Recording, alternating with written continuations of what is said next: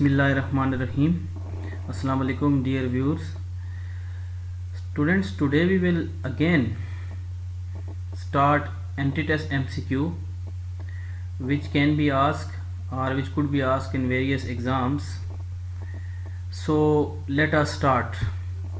So students, ये जो MCQs हैं ये मुख्तलिफ एग्ज़ाम्स में पूछे जा सकते हैं अबाउट केमिस्ट्री, और ये जो MCQs हैं ये जो हमारे मेडिकल कॉलेजेस के एडमिशन टेस्ट हैं या इंजीनियरिंग कॉलेजेस के जो एडमिशन टेस्ट हैं या यूनिवर्सिटीज़ के जो एडमिशन टेस्ट हैं, इसके साथ साथ जो कैंडिडेट लेक्चरर टेस्ट में अपीयर होते हैं मुख्तलिफ जो हमारे पब्लिक सर्विस कमीशन के एग्ज़ाम्स हैं, तो उसमें भी ये काम आ सकते हैं. So first MCQ is ammonia as dipole moment where BF3 has zero dipole moment. So इसमें यह स्टूडेंट के अमोनिया की डाइपोल मोमेंट होती है. अगर आप अमोनिया को देखें तो अमोनिया का जो स्ट्रक्चर होता है वो इस तरह का होता है. Ammonia is a structure like that while BF3 have a structure like that. So इसमें बात यह है कि BF3 में डाइपोल मोमेंट नहीं होती, यानी इसकी जो म्यू वैल्यू होती है वो क्या होती है, ज़ीरो होती है, जबकि अमोनिया की डाइपोल मोमेंट जो होती है वो ज़ीरो के बराबर नहीं होती. ठीक है, वजह यह है कि ये जो डाइपोल मोमेंट है हम शो करते हैं इलेक्ट्रोनेगेटिव एटम की तरफ, तो ये डाइपोल मोमेंट इस तरह शो करेंगे BF3 की तरफ और इस तरफ भी BF3 की तरफ, तो जो नेट डाइपोल मोमेंट है वो किधर आएगी, डाउनवर्ड आएगी. तो ऑप्शन हैं कि nitrogen is more electronegative than hydrogen, BF3 is pyramidal while NH3 is triangular planar, BF3 is triangular planar while NH3 is pyramidal, B is less electronegative. तो इसमें आप देखें तो इसमें जो BF3 का स्ट्रक्चर है वो क्या है, ट्रायंगुलर प्लेनर है, जबकि अमोनिया का जो स्ट्रक्चर है वो क्या है, पैरामिडल है. तो डाइपोल मोमेंट जब ज़ीरो होती है तो हमें डाइपोल मोमेंट के मुताबिक स्ट्रक्चर ड्रा करना होता है. सो इसमें ये जो ऑप्शन है कि BF3 is triangular planar while ammonia is pyramidal, ये जो है ना ये इसमें करेक्ट ऑप्शन है.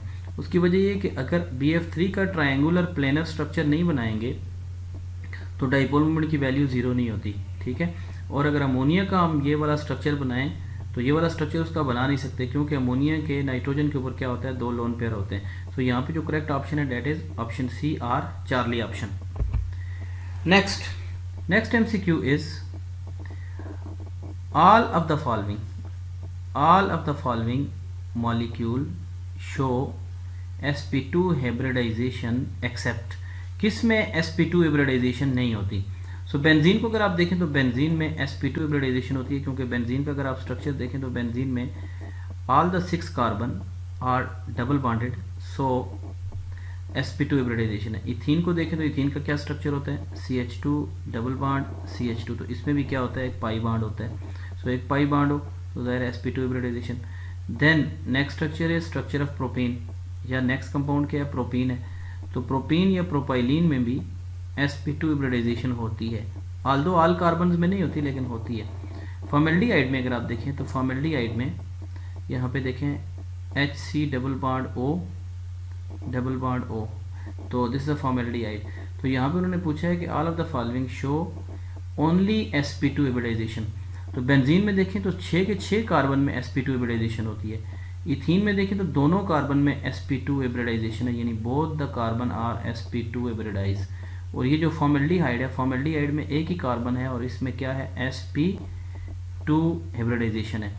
तो वो पूछ रहे हैं कि शो ओनली, तो ओनली को अगर हम एक्सप्लेन करें तो यहाँ पे जो प्रोपीन है, प्रोपीन के इन दो कार्बन हाइब्रिडाइजेशन क्या है, sp2 है, जबकि जो CH3 है इसमें हाइब्रिडाइजेशन क्या है, sp3 है. सो इसलिए यहाँ पे जो करेक्ट ऑप्शन होगी that will be Charlie option, that is propene. Next MCQ है the structure of CO2 is similar to that of. CO2 का स्टूडेंट जो स्ट्रक्चर होता है वो लीनियर होता है, क्योंकि CO2 में डाइपोल मोमेंट क्या होती है, ज़ीरो होती है. ये ट्राइएटॉमिक मॉलिक्यूल है और हेट्रोन्यूक्लियर ट्राइएटॉमिक मॉलिक्यूल है, तो ये इसकी डाइपोल मोमेंट क्या होती है, ज़ीरो होती है.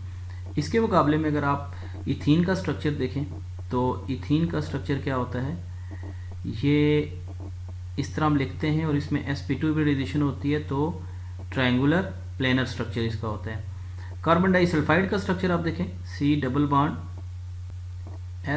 सी डबल बॉन्ड एस, ठीक है। तो यहाँ पे कार्बन सल्फाइड को देखें तो कार्बन सल्फाइड में भी डाइपोल मोमेंट क्या होती है, ज़ीरो होती है, क्योंकि आप कार्बन से किधर शो करते हैं, सल्फर की तरफ शो करते हैं। सो जो कार्बन डाइऑक्साइड है इसका स्ट्रक्चर और कार्बन डाइसल्फाइड का स्ट्रक्चर सेम है। ये दोनों जो हैं ये क्या होते हैं, आइसो स्ट्रक्चरल होते हैं। ऐसे कंपाउंड जिनके स्ट्रक्चर सिमिलर होते हैं, those compound are called isostructural compound. So यहाँ पे जो करेक्ट ऑप्शन होगी that will be beta option. Next is all of the following have similar bond angle except, यानी कि कौन से ऐसे हैं जिनके एक जैसे बॉन्ड एंगल है मास हुए। BF3 में देखें तो BF3 में जो बॉन्ड एंगल होता है that bond angle is 109.5 degree. जो AlCl3 है, AlCl3 में भी बॉन्ड एंगल क्या होता है, 109.5 डिग्री होता है। सिमिलरली जो NH3 है, NH3 में जो बॉन्ड एंगल होता है that is due to pyramidal structure. इसमें आपको पता है कि एक लोन पेयर होता है, तो लोन पेयर की वजह से जो बॉन्ड एंगल है वो कम होकर कितना रह जाता है, 107.5 डिग्री। और ये जो आपका इथीन है, इथीन में बी बॉन्ड एंगल क्या होता है, 120। सो यहाँ पे आप देख सकते हैं कि जो तीन स्ट्रक्चर हैं, तीन स्ट्रक्चर में बॉन्ड एंगल क्या है, 120 है, ठीक है, यानी 120 डिग्री। जबकि जो ऑप्शन सी है अमोनिया, अमोनिया के अंदर बॉन्ड एंगल क्या होता है, 107.5 degree because of pyramidal structure. So यहाँ पे करेक्ट ऑप्शन क्या होगी, सी ऑप्शन होगी। नेक्स्ट है, कौन से ऑर्बिटल ऐसे हैं जिनके अंदर एफिशिएंट ओवरलैपिंग होती है, यानी कि एफिशिएंट ओवरलैपिंग किन ऑर्बिटल में होती है, यानी मैक्सिमम ओवरलैपिंग या स्ट्रेंथ वाइज स्ट्रांग ओवरलैपिंग किस में होती है, sp2 में, sp में, sp3 में। इसमें जो ओवरलैपिंग होती है ना, ओवरलैपिंग डिपेंड करती है एस कैरेक्टर के ऊपर, यानी जितना एस कैरेक्टर ज़्यादा होगा ओवरलैपिंग क्या होती है उतनी ही ज़्यादा होती है। सो यहाँ पे due to greater S character overlapping क्या होगी, ज़्यादा होगी। किस केस में, आपके sp के केस में, ठीक है। नेक्स्ट है, a molecule that has zero dipole moment, यानी किसकी डाइपोल मोमेंट क्या होती है, ज़ीरो होती है, उस मॉलिक्यूल को हमने बताना है। अमोनिया का पिरामिडल स्ट्रक्चर होता है, ठीक है। तो अमोनिया के स्ट्रक्चर में अमोनिया को आप देखें तो इसमें डाइपोल मोमेंट ज़ीरो नहीं हो सकती। यहाँ पे आप देखें इसका ये वाला स्ट्रक्चर है, इसके मुकाबले में जो आपका नेक्स्ट है, अगर आप देखें इसमें तो अमोनिया में तो डाइपोल मोमेंट ज़ीरो नहीं हो सकती। जबकि नेक्स्ट जो स्ट्रक्चर है उसको अगर आप देखें तो वाटर है। अब वाटर में भी डाइपोल मोमेंट ज़ीरो नहीं होती, क्योंकि वाटर का क्या स्ट्रक्चर होता है, बैंड स्ट्रक्चर होता है। So water as bent structure due to presence of two lone pair. So देखें इसमें भी डाइपोल मोमेंट ज़ीरो नहीं होती। BF3 को देखें तो BF3 में कोई लोन पेयर नहीं है, इसमें 4 एटम है। सो इसका स्ट्रक्चर जो है वो क्या है, ट्राइगोनल प्लेनर है। तो इसके अंदर अगर आप देखें तो यहाँ पे डाइपोल मोमेंट क्या होगी, ज़ीरो होगी। और लास्ट जो आपका क्लोरोफॉर्म है, क्लोरोफॉर्म में भी डाइपोल मोमेंट क्या होती है, यहाँ पे ज़ीरो नहीं हो सकती, क्योंकि तमाम की तमाम डाइपोल आप किधर शो करेंगे, कार्बन और क्लोरीन की तरफ शो करेंगे, यानी इस तरह शो करेंगे, इस तरह शो करेंगे, इस तरह डाउनवर्ड शो करेंगे, इस तरह डाउनवर्ड शो करेंगे। सो यहाँ पे BF3 को छोड़ के, ठीक है, बाकी सब में डाइपोल मोमेंट क्या होती है, ज़ीरो नहीं होती। तो यहाँ पे क्या करेक्ट ऑप्शन होगी, that is option C. Next है the carbon number 2 in structure 1 या in structure has hybridization. Carbon number 2 में क्या हिब्रिडाइजेशन है, यहाँ पे टोटल कितने कार्बन है, 3 है। सो कार्बन नंबर 1 में हिब्रिडाइजेशन sp2 है, कार्बन नंबर 2 में हिब्रिडाइजेशन sp2 है, और कार्बन नंबर 3 में हिब्रिडाइजेशन क्या है, sp3 है। तो यहाँ पे आपके सामने जो ऑप्शन होगी वो क्या होगी, ऑप्शन बी, ठीक है। ओवरऑल अगर देखा जाए तो इस मॉलिक्यूल में sp2 और sp3 हिब्रिडाइजेशन होती है तीनों कार्बन की। Next, the shape of NH2-1 is linear, angular, pyramidal, tetrahedral. देखें टेट्राहेड्रल तब होता है जब 4 पेयर हों, यानी 4 इलेक्ट्रॉन पेयर्स हों और उनमें कोई लोन पेयर ना हो। तो ऐसे केस में जो स्ट्रक्चर होता है डेट स्ट्रक्चर इज टेट्राहेड्रल, यानी कोई भी उसमें क्या ना हो, आपका लोन पेयर ना हो। अगर एक लोन पेयर हो तो स्ट्रक्चर क्या हो जाता है, पिरामिडल। 2 लोन पेयर हो तो स्ट्रक्चर क्या होता है, एंगुलर, ठीक है। अब हम देखते हैं कि क्या NH2 का स्ट्रक्चर एंगुलर है या नहीं है। तो देखें NH2 लिखेंगे तो एक नाइट्रोजन के ऊपर लोन पेयर वैसे ही होता है और एक इसके ऊपर नेगेटिव चार्ज है, तो उसकी वजह से एक लोन पेयर हम और कंसीडर करेंगे। तो यहाँ पे जो इसका स्ट्रक्चर होगा वो क्या होगा, एंगुलर स्ट्रक्चर होगा। सो यहाँ पे ऑप्शन क्या होगी, option B or beta option. Next है which one has maximum bond order or highest bond order, यानी कि किस में maximum or highest bond order है। सो बॉन्ड ऑर्डर का मतलब होता है number of bonds between the molecule. So bond order is number of bonds present between the atom in a molecule. So यहाँ पे अगर आप देखें तो फ्लोरीन और फ्लोरीन में एक बॉन्ड बन सकता है, ऑक्सीजन ऑक्सीजन में दो बॉन्ड होते हैं, नाइट्रोजन नाइट्रोजन में कितने बॉन्ड होते हैं, तीन बॉन्ड होते हैं। जबकि जो लास्ट पे नियान है तो नियान तो बॉन्ड बनाता ही नहीं है, ठीक है। तो इसलिए यहाँ पे मैक्सिमम बॉन्ड ऑर्डर किसका होगा, नाइट्रोजन का होगा। सो यहाँ पे चार्ली ऑप्शन जो है करेक्ट ऑप्शन है। और बॉन्ड ऑर्डर को कैसे कैलकुलेट करते हैं, सो बॉन्ड ऑर्डर को कैलकुलेट करने का क्या फॉर्मूला होता है, bond order is calculated number of electron in bonding molecular orbital minus number of electron in anti bonding molecular orbital divided by 2, या आप इसको मल्टीप्लाई कर सकते हैं हाफ से। Next is what is the shape of PCl3 molecule. PCl3 molecule की क्या shape होगी, tetrahedral, triangular pyramidal, square planar और triangular planar. So let us see. PCl3 में फास्फोरस का अगर आप एटॉमिक नंबर देखें तो क्या होता है 15। सो फास्फोरस की इलेक्ट्रॉनिक कॉन्फ़िगरेशन क्या होती है, नियान 3s2 3p3। सो फास्फोरस के वैलेंस शेल में कितने इलेक्ट्रॉन होते हैं, 5 इलेक्ट्रॉन। सो 5 इलेक्ट्रॉन है तो एक इलेक्ट्रॉन पेयर जो है वो क्या होगा, लोन पेयर के तौर पर होगा, और 3 इलेक्ट्रॉन 3 क्लोरीन के साथ कोवलेंट बॉन्ड बनाएंगे।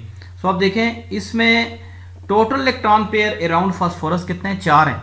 उनमें से ये जो पेयर है that pair is lone pair.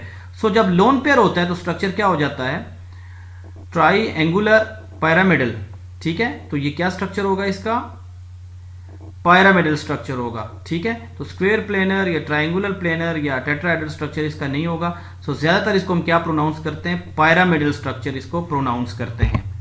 Next is and which of the following compound, यानी कि जो दिए हुए कंपाउंड्स हैं उनमें से अंडरलाइन एलिमेंट जो होगा किसकी, यानी कि have 8 electron in the valence shell, ठीक है। यानी 8 इलेक्ट्रॉन किस में नहीं होते, ठीक है। सो अंडरलाइन एलिमेंट से क्या मतलब है कि इस तरफ S, इस तरफ फास्फोरस, ऑक्सीजन और नाइट्रोजन।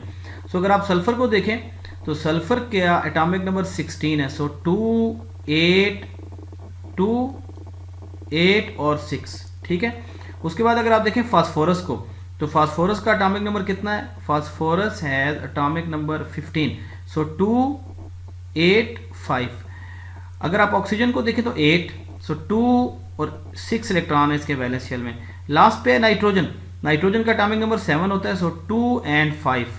सो मैं यहां से स्टार्ट करता हूं सल्फर से। सल्फर में 6 इलेक्ट्रॉन है और 2 वो शेयर करता है H2 के साथ। सो उसमें 8 इलेक्ट्रॉन पूरे हो गए। फास्फोरस में आप देखें तो फास्फोरस के जो वैलेंस शेल है उसमें 5 इलेक्ट्रॉन हैं और वो 5 क्लोरीन के साथ शेयर करता है। सो नंबर ऑफ इलेक्ट्रॉन जो हो जाते हैं 2 अगर वो शेयर करे तो इसका मतलब है नंबर ऑफ इलेक्ट्रॉन्स कितने हो जाएंगे, 10 इलेक्ट्रॉन्स उसमें आ जाएंगे। और उसके बाद ऑक्सीजन को देखें तो ऑक्सीजन के वैलेंस शेल में 6 इलेक्ट्रॉन है, 2 वो लिथियम से लेता है तो उसका ऑक्टेट पूरा हो जाता है। नाइट्रोजन को देखें तो नाइट्रोजन के वैलेंस शेल में कितने इलेक्ट्रॉन है, 5 इलेक्ट्रॉन है, 5 इलेक्ट्रॉन है और 3 वो शेयर करते हैं तो उसका ऑक्टेट भी पूरा हो जाता है। सो नाइट्रोजन का ऑक्टेट भी पूरा हो गया है, लिथियम का ऑक्टेट भी पूरा हो गया है, सल्फर का ऑक्टेट भी पूरा हो गया है। जबकि इसके मुकाबले में जो आपका फास्फोरस है, फास्फोरस का ऑक्टेट पूरा नहीं हुआ और उसके वैलेंस शेल में 10 इलेक्ट्रॉन है। तो इसको हम कहते हैं कि ये जो कंडीशन होती है ये क्या होती है, इसको कहते हैं hyper octet condition. Hyper octet का मतलब होता है कि 8 से ज्यादा इलेक्ट्रॉन हो तो this condition is called what condition, hyper octet condition. Next है CO2 has dipole moment. It is due to, ये किस वजह से होती है, it is due to shape of molecule, ionic bond between carbon and oxygen, electronegativity difference of bonded atom, size of molecule. So इसमें देखें जो डाइपोल मोमेंट होती है, dipole moment is actually a parameter, a physical parameter for deciding shape. सो जो CO2 है, CO2 की चूंकि shape linear होती है, लीनियर शेप होने की वजह से इसकी डाइपोल मोमेंट जीरो होती है। सो यहां पे जो करेक्ट ऑप्शन होगी that would be option A or alpha option. So यहां पे क्या ऑप्शन होगी? Alpha option. नेक्स्ट है which of the following species contain maximum number of lone pairs, यानी किस में maximum number of lone pairs होते हैं। सो मैक्सिमम नंबर ऑफ हमने क्या बताना है? लोन पेयर्स बताने हैं। अमोनिया में देखें तो अमोनिया में एक लोन पेयर होता है, क्योंकि नाइट्रोजन के वैलेंस शेल में, क्योंकि इसका एटॉमिक नंबर 7 है तो 2 और 5, तो वैलेंस शेल में 5 इलेक्ट्रॉन होते हैं, 3 शेयर किए गए तो एक पेयर इसमें क्या हो गया है? रह गया है। ठीक है। उसके बाद NH4 में देखें 7 इलेक्ट्रॉन है, 2 और 5। सो इसने क्या किया है कि इसमें कोई लोन पेयर नहीं है, जीरो लोन पेयर है, क्योंकि जो लोन पेयर है उसने प्रोटॉन के साथ कोऑर्डिनेट कोवलेंट बॉन्ड बना लिए है। ठीक है। NH2 में अगर आप देखें तो NH2 में नाइट्रोजन ने क्या किया हुआ है कि 2 बॉन्ड बनाए हुए हैं और 2 उसके पास क्या है? लोन पेयर हैं। और PH3 में भी, क्योंकि नाइट्रोजन और फास्फोरस एक ही ग्रुप में होते हैं, तो PH3 में भी एक लोन पेयर है। सो यहां पे अगर आप देखें तो जो NH2 है, NH2 में 2 लोन पेयर हैं। सो यहां पे इसको आप कंसीडर कर लेंगे correct option, because it has 2 lone pairs on nitrogen, 2 lone pairs on where? On nitrogen. So the correct option in this case would be option C. Next is the number of anti-bonding electron pairs in oxygen molecules on the basis of MOT is, यानी MOT के मुताबिक, molecular orbital theory के मुताबिक, number of anti bonding electron pairs, anti bonding electron pairs पूछे हुए हैं। ठीक है। सो अगर आप देखें तो PX, PY, PZ, दूसरी तरफ PX, PY और PZ। सो अगर आप देखें तो इसमें ये एंटी बॉन्डिंग ऑर्बिटल्स हैं 3। ठीक है। और 3 जो हैं वो इसमें क्या है? आपके बॉन्डिंग होते हैं। सो ये आपके क्या हो गए? 6 हो गए। सो उन्होंने पूछा हुआ है कि anti bonding electron pair. So oxygen में अब इलेक्ट्रॉन कितने हो जाएंगे? 2 अगर वो गेन करेगा तो 10 हो जाएंगे। 10 में से आप देखें तो 1s2, 2s2 और ऑक्सीजन को कितने हो गए? ऑक्सीजन 10। सो 1s2, 2s2, 2p कितने? ऑक्सीजन बल्कि इनफैक्ट 10 नहीं रहेंगे, एक ऑक्सीजन में 9 इलेक्ट्रॉन आ जाएंगे, क्योंकि O2-2 है ना, तो क्या हो जाएगा? 2p5। तो आपके p की बात हो रही है। सो p की जब बात हो रही है तो आपके ऊपर कितने p हैं? तो 3 p हैं। ठीक है। 2 इसमें, 2 इसमें, 1 इसमें। इसी तरीके से 2 इलेक्ट्रॉन इस px में, 2 py में और 2 pz में, 10 इलेक्ट्रॉन हो गए। 10 में से, बल्कि हाँ 10 इलेक्ट्रॉन हो गए। 10 में से जो 6 होंगे वो नीचे आ जाएंगे, पीछे कितने रह गए? 4। तो आपके पास उन्होंने पूछा है कि number of anti bonding electron pairs, तो कितने हो जाएंगे? 2 इलेक्ट्रॉन पेयर्स इसमें आ जाएंगे। ठीक है। करेक्ट ऑप्शन क्या होगी? बीटा। नेक्स्ट है outermost shell of 2 element X and Y have 2 and 6 electron respectively, यानी कि आपके पास 2 एलिमेंट हैं, एक X है और दूसरा क्या है? Y है। उसमें कितने इलेक्ट्रॉन हैं? X में 2 इलेक्ट्रॉन्स हैं और Y में 6 इलेक्ट्रॉन हैं respectively. If they combine the expected formula is, तो आप यूँ समझ लें कि अगर 2 इलेक्ट्रॉन है, ठीक है, तो X में 2 इलेक्ट्रॉन, X की बात हो रही है, ठीक है, और Y में कितने इलेक्ट्रॉन? 6 इलेक्ट्रॉन। तो X के वैलेंस शेल में 2 इलेक्ट्रॉन है, इसके 6 इलेक्ट्रॉन है, तो ये अगर 2 इलेक्ट्रॉन इसको देगा Y को, तो इसका ऑक्टेट कंप्लीट हो जाएगा।